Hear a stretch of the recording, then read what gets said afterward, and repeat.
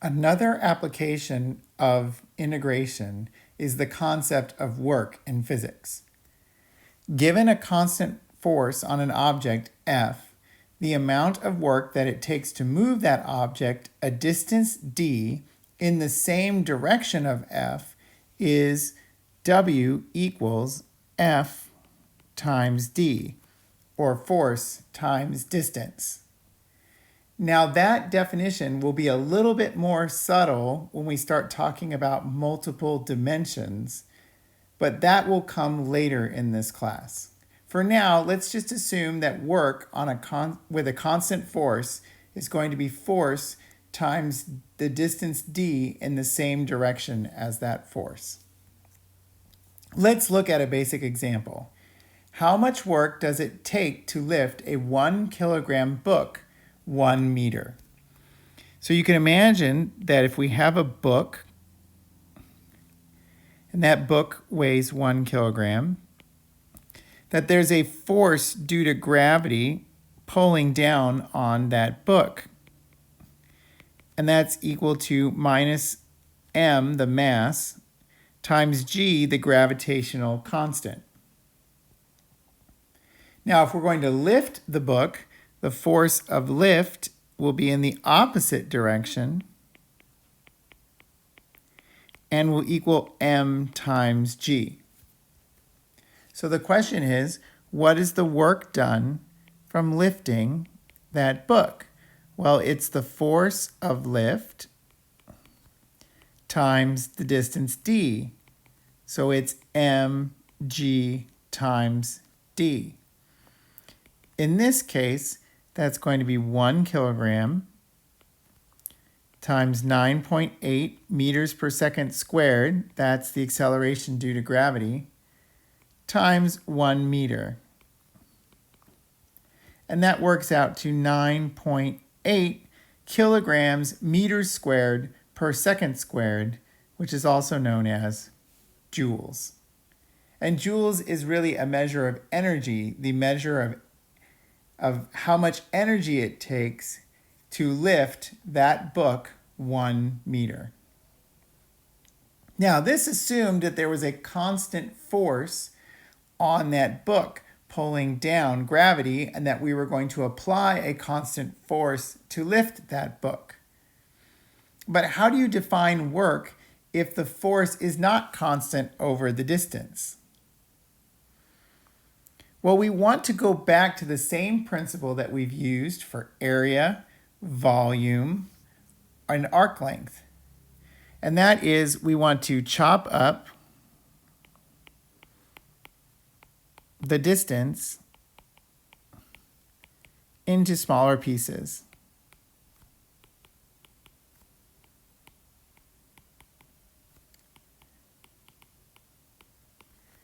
So we could let x sub k be a sequence of x values, which is equal to a plus k delta x, where delta x is the total distance d maybe, or b minus a over n. So imagine that we're moving an object from the point A to the point B, then we can break up that distance of b minus a into smaller pieces spaced delta x apart. Then the work on each interval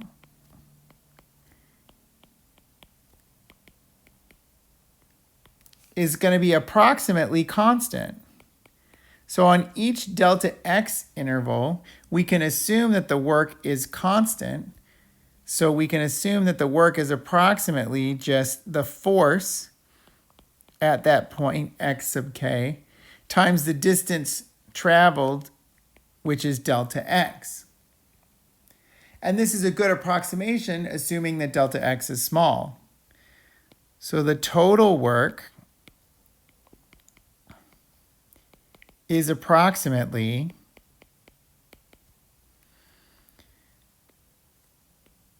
the sum from k equals 1 to n, summing up all of the forces times the short distances traveled when the force is that amount. Now, that approximation works, assuming that delta x is small, and then we're saying that the work on each interval is given by a constant force times distance. But if we want to make a more accurate approximation, we would want to let delta x go to 0, or we would want to use more points. So we could let n go to infinity. That's the same thing as saying that delta x goes to 0. And then we could find the exact work.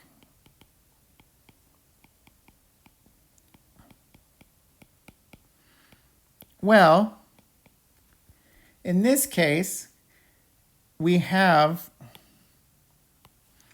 work is a sum of force times a little bit of distance. That's actually a Riemann sum. And so if we take that limit,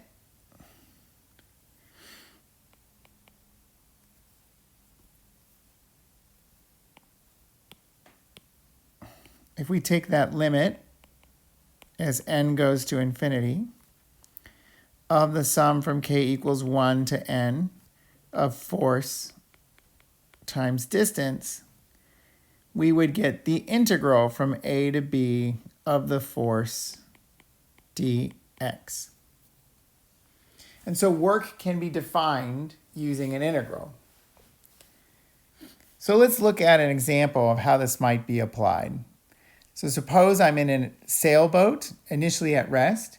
The strength of the wind varies across a lake that sailboat is on, which is 2 miles wide, as f of x equals x minus 1 squared.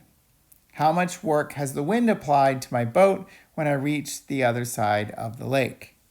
So we know that the force varies based on distance. So f of x is x minus 1 squared.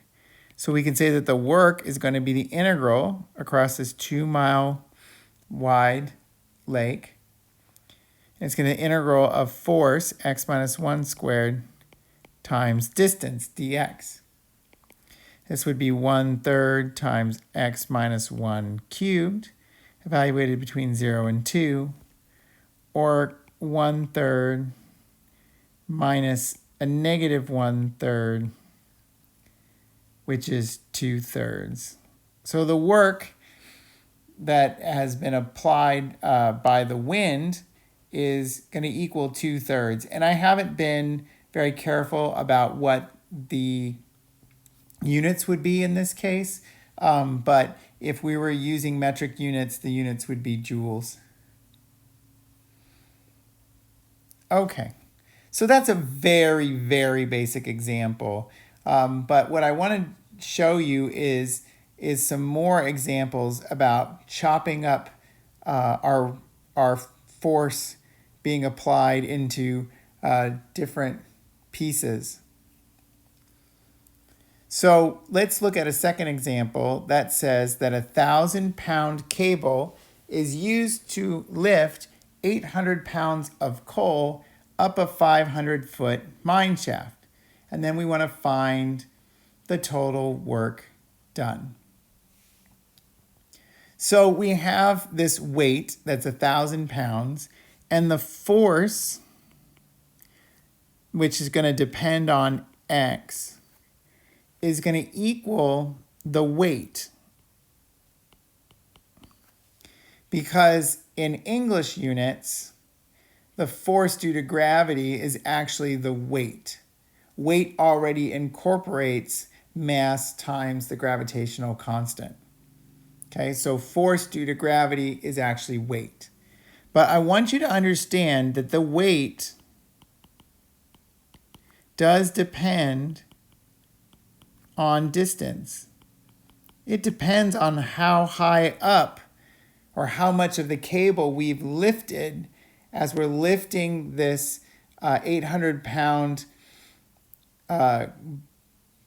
box of coal up the 500-foot mine shaft. as we lift up the coal, then the coal itself stays a constant weight, but the cable begins to weigh less and less as we use less and less of that cable.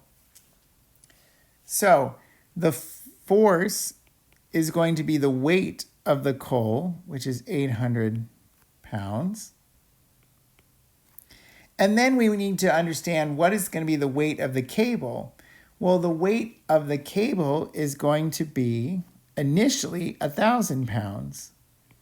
But as we pull the cable up, we're going to lose 2 pounds per foot. Okay, that rate comes from the idea that we would have 1,000 pounds divided by 500 feet. So that's going to be 2 pounds per foot.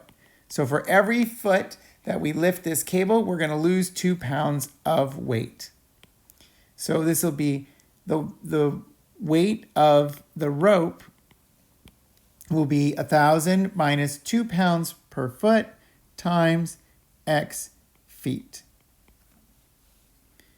Now, normally you wouldn't put in the units to this equation, but I'm going to, just so that you can see what the units are going to be. So remember, this is the weight of the coal, and this is the weight of the cable.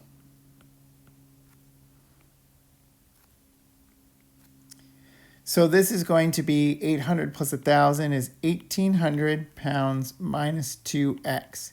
So that is how the force is changing. It's 1,800 minus 2x.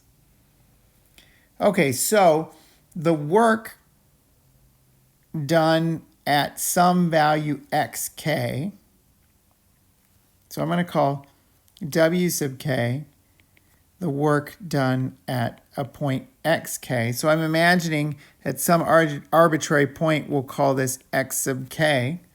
I'm trying to imagine what the work is. That's going to be 1,800 minus 2x sub k. And then this is going to be the work, so that's going to be times delta x.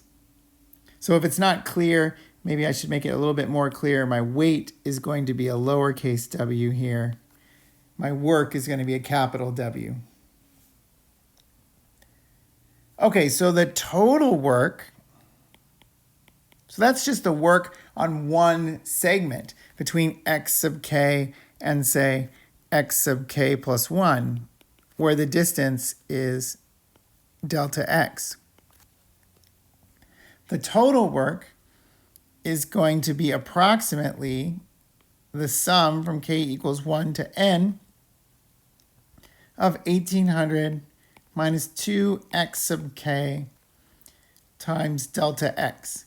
And here we're assuming that delta x is going to be b minus a over n like it has been in the past. X sub k is going to be a plus k delta x. So we're going to use regularly spaced points like we've done before. Well, the exact work done is going to be the limit. So we're going to let delta x go to 0.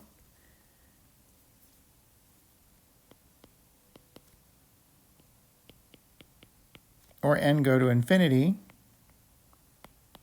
So that the total work actually becomes an integral. This is going to be the integral from 0 to 500.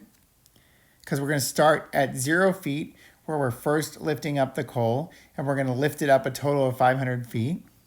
The force is going to be 1,800 minus 2x dx.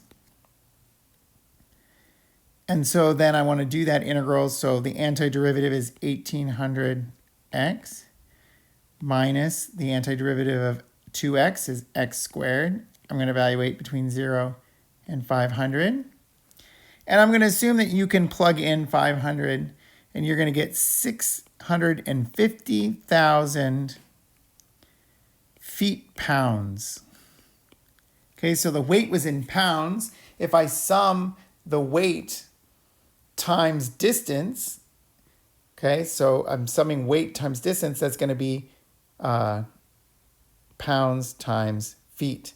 So in English units, there's not really a good unit for work. So in fact, the unit is foot-pounds. Let's do one more example that's going to be similar in nature, and that's going to use what's called Hooke's law. So Hooke's law says that the restoring force of a spring is proportional to the displacement.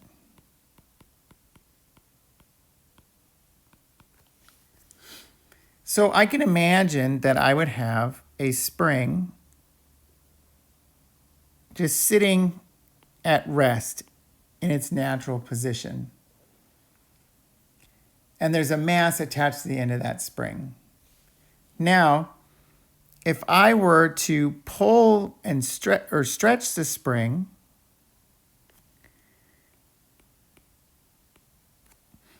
then the restoring force of the spring is going to point in this direction. What we're saying here is that the spring has a natural length that it wants to be at. And so if you stretch it, then the force is going to pull the mass back in the opposite direction. Similarly, if you compress the spring, if you push it in the negative direction, then the spring is going to push back in the positive direction because it does not want to be compressed. It wants to be at that natural length. So the force of the spring is proportional to displacement. So proportional to means constant times displacement. The displacement we're going to call x, and the constant we're going to call k, which is the spring constant. So the force is a multiple of the displacement. But it's a restoring force that pushes in the opposite direction, so that's going to be negative. So Hooke's law says that the force exerted by a spring is equal to minus k times x. So a force of 40 newtons is required to hold a spring that has been stretched 5 centimeters, which is the same thing as 0.05 meters. How much work is done in stretching the spring an additional 3 centimeters, or 0.03 meters? So this is a two-part problem. First, we need to know how much force is being applied to the spring. Okay, so the force that's being applied to the spring is going to be equal to just k times x. We're thinking about the force of actually stretching the spring, which is the opposite direction of the spring itself. This is very similar to what we did when we were doing the force of lift, which was opposite to gravity. So if the force is equal to kx, then that says that 40 newtons, the total force, it has to equal our spring constant k times 5 meters. Well, that tells me that k is equal to 40 newtons divided by 5 meters. That's going to be 8 kilograms per second squared. A newton is a kilogram meter per second squared, but we divided by meters. So the spring constant has units kilograms per second squared. Now, how much work is done stretching the spring an additional 3 centimeters? Okay, so we're going to try to find the work. The work is going to be the integral of the force dx. And we're going to stretch from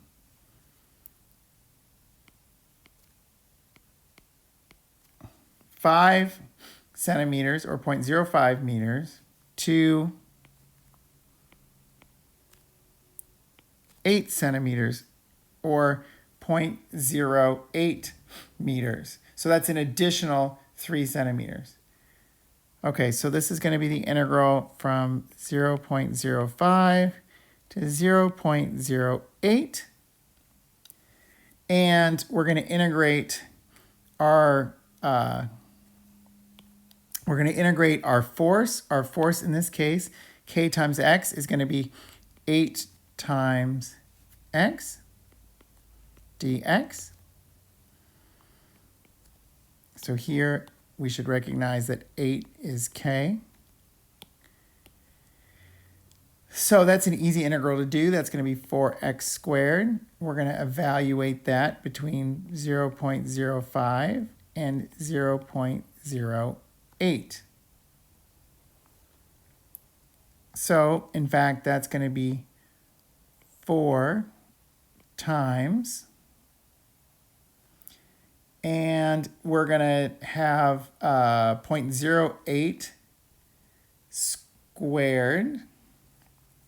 So that's 0.064. And then we want to subtract 0.05 squared. Sorry, there's an extra 0 there. So this is 0.0064. We want to subtract 0.05 squared. So that's going to be 0.0025. And so then we're going to multiply that by 4.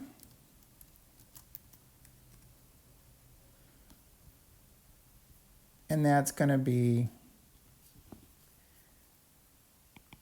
0.0156. And then the units here, again, are joules. And that's the work that it takes to pull that spring from 5 centimeters, an additional 3 centimeters to 8 centimeters.